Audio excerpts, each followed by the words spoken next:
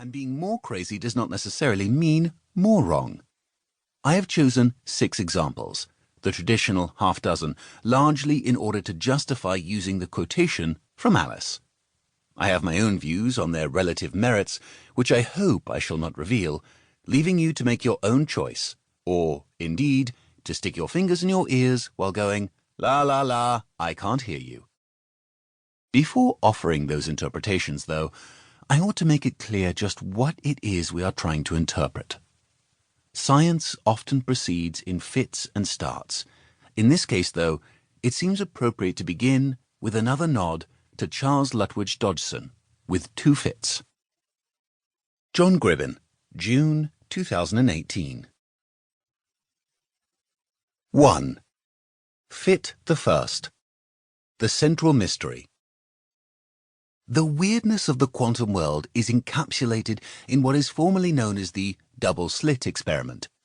Richard Feynman, who was awarded the Nobel Prize for his contributions to quantum physics, preferred to call it the experiment with 2 holes, and said that it is a phenomenon which is impossible, absolutely impossible, to explain in any classical way, and which has in it the heart of quantum mechanics. In reality, it contains the only mystery, the basic peculiarities of all quantum mechanics.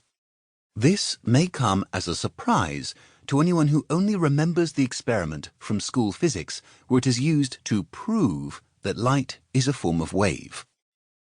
The school version of the experiment involves a darkened room in which light is shone onto a simple screen, a sheet of card or paper, in which there are 2 pinholes, or in some versions 2 narrow parallel slits. Beyond this screen there is a second screen without any holes. Light from the 2 holes in the first screen travels across to the second screen, where it makes a pattern of light and shade. The way light spreads out from the 2 holes is called diffraction, and the pattern is called an interference pattern, because it is the result of 2 beams of light, one from each of the 2 holes, spreading out and interfering with each other. And it exactly matches the pattern you would expect if light is traveling as a form of wave. In some places the waves add together and make a bright patch on the second screen. In other places the peak of one wave coincides with the trough of the other wave, so they cancel each other out to leave a dark patch.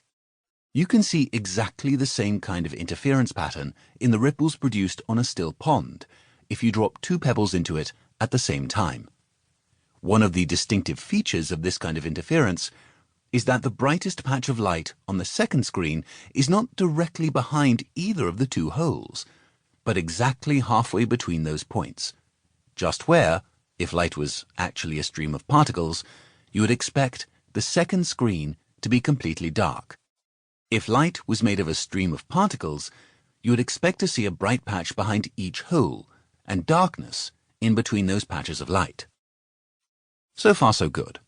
This proves that light travels as a wave, as Thomas Young realized at the beginning of the 19th century.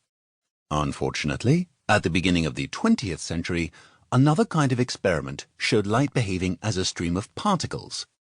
These experiments involved electrons being knocked out of a metal surface by a beam of light, the photoelectric effect. When the energy of the ejected electrons was measured, it turned out that for any given color of light, the energy of each electron was always the same.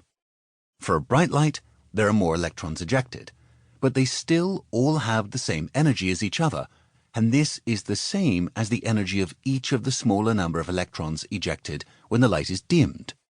It was Albert Einstein who explained this in terms of particles of light, what we now call photons, or in his language, quanta of light. The amount of energy carried by a photon depends on the color of the light, but for any color, all photons have the same energy. As Einstein put it, the simplest conception is that a light quantum transfers its entire energy to a single electron. Turning up the light just provides more photons, light quanta, each with the same energy to give to the electrons. It was for this work, not his theories of relativity, that Einstein was awarded the Nobel Prize.